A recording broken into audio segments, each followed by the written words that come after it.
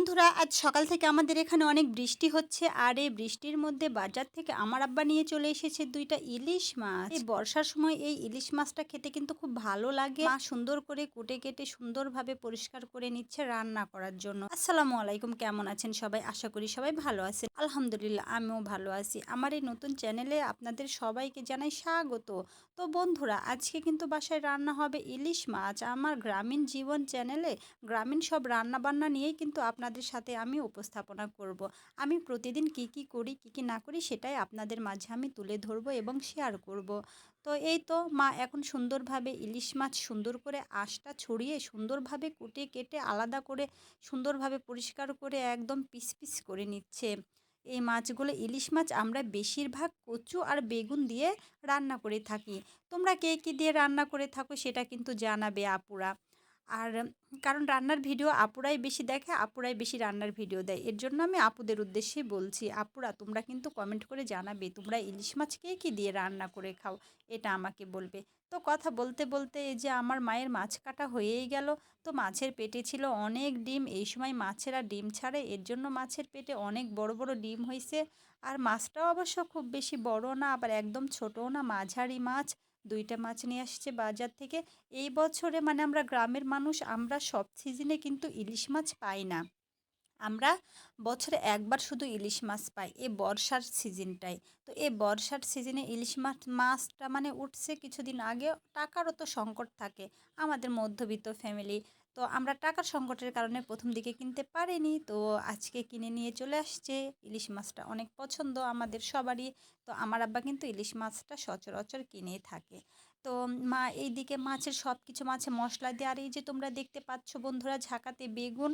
তো এই বেগুন দিয়েই কিন্তু আজকে মূলত মাছটা রান্না হবে।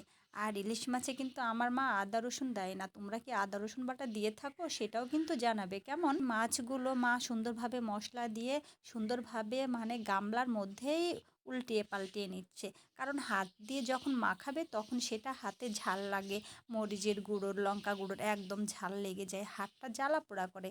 এর জন্য মা সুন্দরভাবে এই বুদ্ধিটা কাজে লাগাইছে।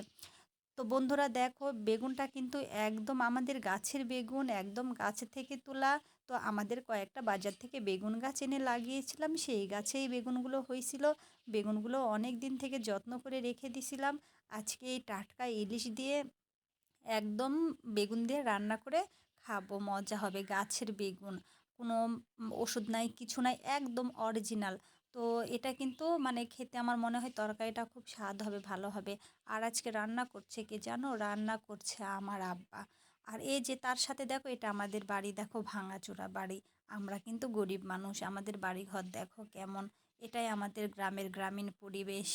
আর মা রান্না করে ওই পাশে রান্নাঘরে, তো এখন বৃষ্টির কারণে ওই দিক দিয়ে টালের মানে রান্নাঘর, তো এর জন্য পানি পড়ে, ওখানে রান্না করতে পারে না।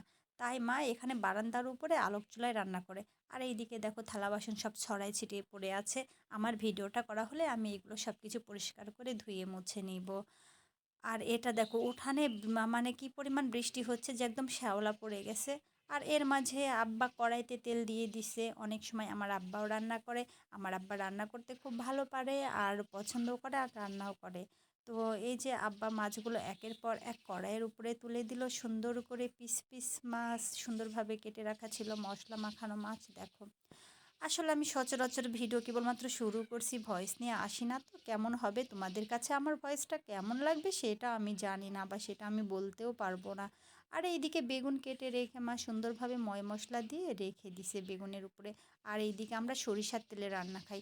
তোমরা কি সরিষার তেলে রান্না করে থাকো সেটাও কিন্তু জানাবে। কেমন দেখো, সরিষার তেল কড়াইতে দেওয়ার পরে কিন্তু একদম তেলের মানে কি বলবো, ফেনা ফেনা উঠে গেছে, তেলেই মাছগুলো ঢেকে গেছে, দেখাই যাচ্ছে না। আর আমার আব্বা মাছগুলো কিন্তু ভালোভাবে উল্টাতেও পারছে না। আসলে ছেলে মানুষের রান্নার মধ্যে আর মেয়ে মানুষের রান্নার মধ্যে তফাৎ আছে, তাই না? আমার আব্বা তো আর বাবুর্চি না, তবে কিন্তু চেষ্টা করছে। দেখো কি সুন্দর করে মাছগুলো কিন্তু উল্টাই দিল ধীরে ধীরে, অনেক সময় লাগছে, সময় নিয়ে।